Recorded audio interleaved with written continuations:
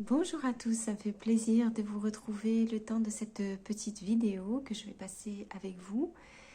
Alors avant toute chose, je vais vous donner un petit peu de mes nouvelles ici au Maroc à Rabat. Je vous souhaite la bienvenue à vous si vous êtes de passage sur cette chaîne. Je partage avec vous mon expérience du deuil. J'ai perdu ma soeur jumelle il y a bientôt un an. Je peux vous assurer que je compte les jours. Et que voilà, j'ai simplement voulu partager mon quotidien de survivante de ma sœur jumelle et je vous raconte tout ça sur cette chaîne. J'ai commencé par poster de nombreuses vidéos au départ de cette année 2023 et puis ça s'est beaucoup espacé, mais je continue de garder le lien avec vous et vous êtes donc tout à fait invité à vous abonner sur cette chaîne si c'est un sujet qui vous parle, le deuil en ce moment, et si vous avez envie de me laisser des commentaires, vous êtes les bienvenus. Voilà, un petit pouce sur la vidéo et moi je continue. Alors, je suis effectivement arrivée à Rabat, comme vous le savez, depuis maintenant bientôt 2 semaines. Et ce retour au Maroc, évidemment, représente le moment où j'ai enterré ma sœur jumelle, puisque nous avions rapatrié son corps, ma mère et moi, il y a un an à peu près. C'était en janvier, début janvier. Et voilà, donc petit bilan de 10 jours, presque 2 semaines, c'est très difficile. Je passe chaque journée et chaque nuit en compagnie de ma sœur dans ma tête. Je suis là, dans cette pièce-là que vous voyez, c'est la chambre que devait utiliser ma sœur. Nous avions demandé à mon père de nous aménager un petit espace pour toutes les deux parce qu'on avait projeté de revenir au Maroc plus souvent, de passer plus de temps ici et voilà, de nous reconnecter un petit peu à notre passé.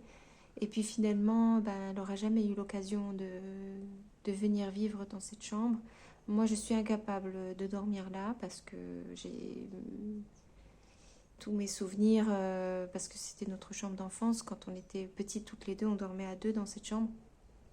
Et j'ai pas le courage, en fait. J'ai vraiment pas le courage de revenir à la fois dans le passé et puis peut-être, j'allais dire oui, de m'autoriser à utiliser cet espace-là, alors que pour moi, il lui est vraiment dédié et que ça me provoque beaucoup de colère.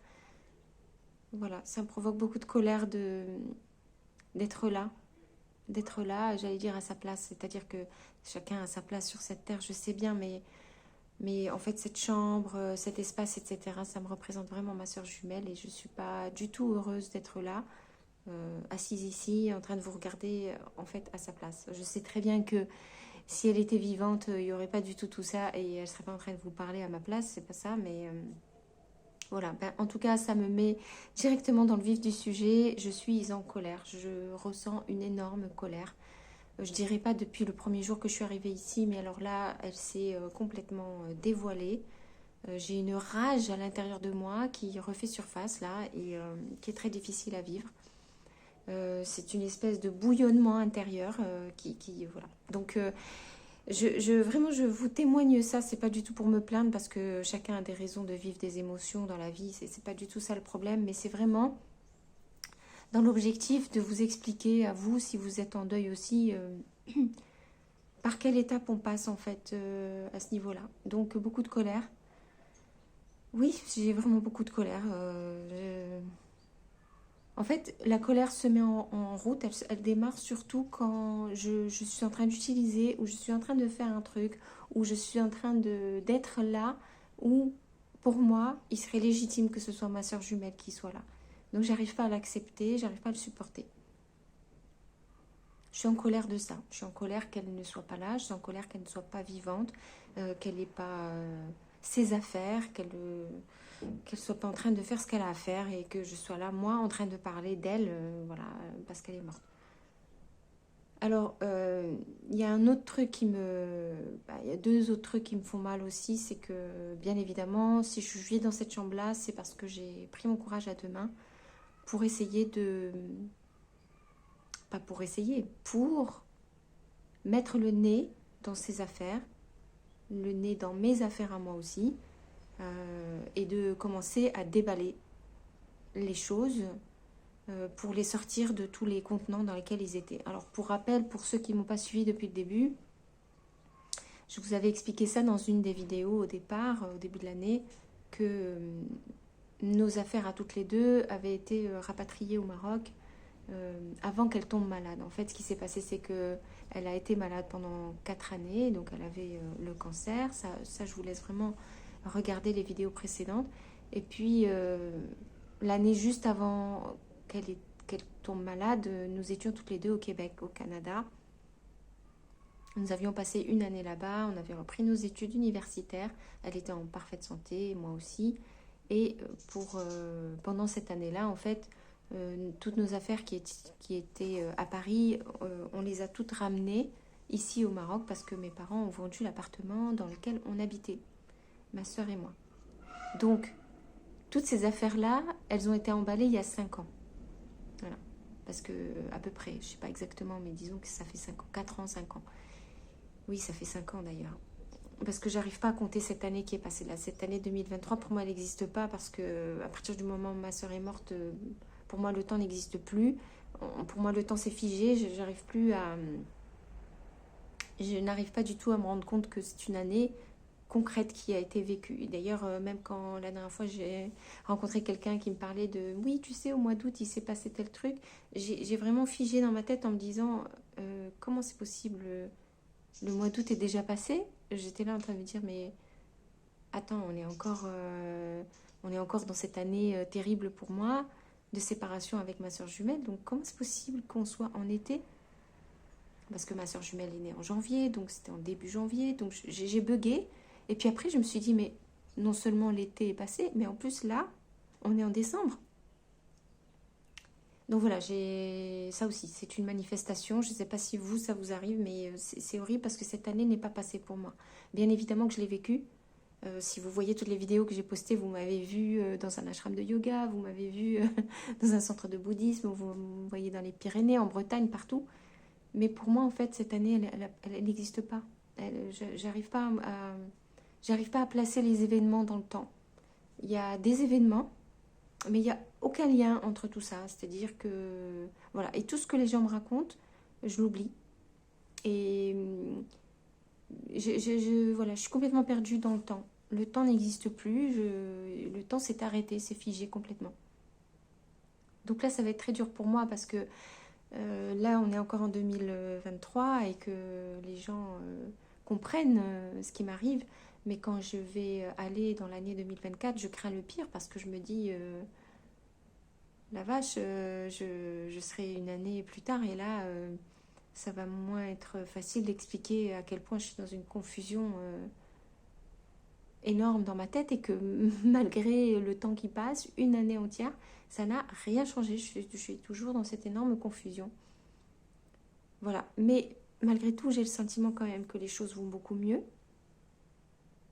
Parce que la preuve, j'ai eu la force, donc je reviens à ce que je disais, à mettre le nez dans les affaires. Donc dans les affaires de notre déménagement. C'est un peu comme si j'acceptais maintenant de reprendre le fil de la vie là où pour moi ça s'est arrêté. Parce que quand... Enfin, je dis ça, mais j'accepte de le faire avec une énorme colère. Hein. Ça, voilà. Quand ma sœur est tombée malade, nos affaires, donc on est revenu du Québec et on est venu quelques mois ici au Maroc. Toutes nos affaires étaient là, mais on ne les a pas déballées. Donc en fait, elle aurait pu le faire à ce moment-là. Il n'y avait aucune raison de le faire. À ce moment-là, on était occupés à faire autre chose et toutes nos affaires sont restées emballées, complètement fermées, exactement comme elles avaient été transportées.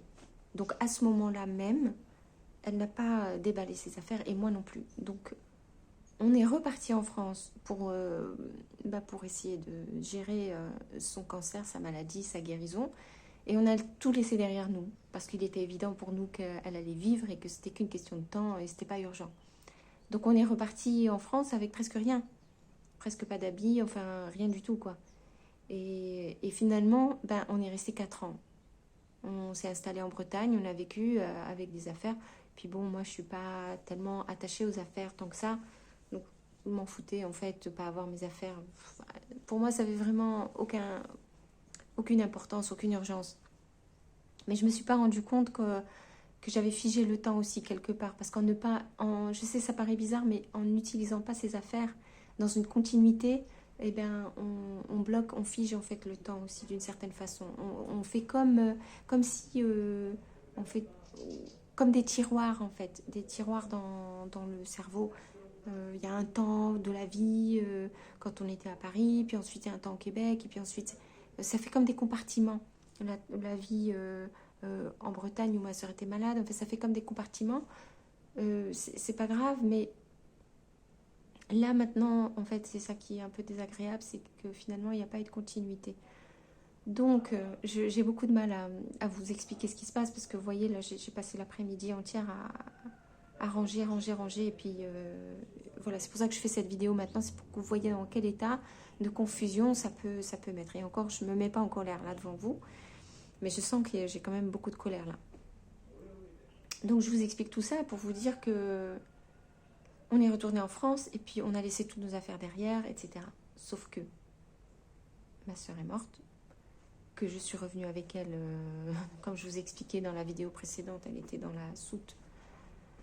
Son corps était dans la soute, on est arrivés toutes les deux et je me suis retrouvée ici.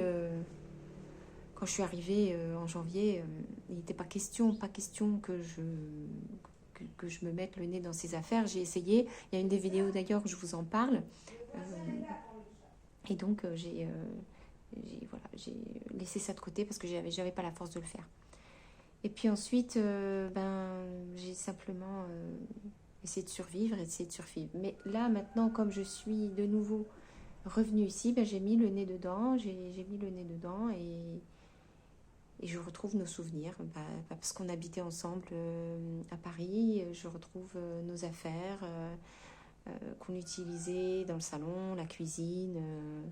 Et puis, en tout dernier, j'ai mis le nez dans ses habits, ses vêtements personnels. Voilà, donc là, j'ai une nausée pas croyable. J'ai une envie de vomir. Je vous raconte que ça. Je suis désolée pour les détails, mais vraiment, je veux vous raconter les choses telles qu'elles sont. Je suis, voilà, écœurée. Voilà, écœurée d'être là. Écœurée d'être là et qu'elle ne soit pas là. Écœurée de fouiller ses affaires parce que je sais que ma soeur jumelle, elle aimait beaucoup être dans son intimité. On avait beau être jumelles, on faisait très très attention à ça, voilà, ne pas empiéter sur le territoire de l'autre. Et là, j'ai tellement envie de lui dire pardon, j'ai tellement envie de lui dire excuse-moi de fouler ton jardin intime comme ça. Alors que tu m'as pas dit oui, tu m'as pas autorisé à le faire. Voilà, donc je vais pas continuer plus longtemps cette vidéo parce que ça devient difficile là pour moi. Mais c'était pour vous dire tout ça. Je vous dis à très vite pour une prochaine vidéo et prenez soin de vous en attendant.